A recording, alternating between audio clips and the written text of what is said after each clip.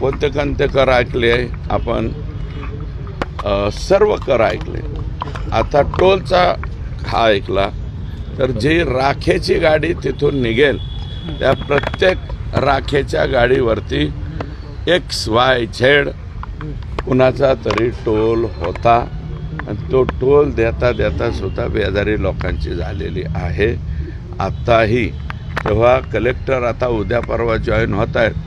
कलेक्टरांना मी सांगणार आहे की ते तिथलं राखेचं जे काय गोडगंबाल आहे ते बंद करा.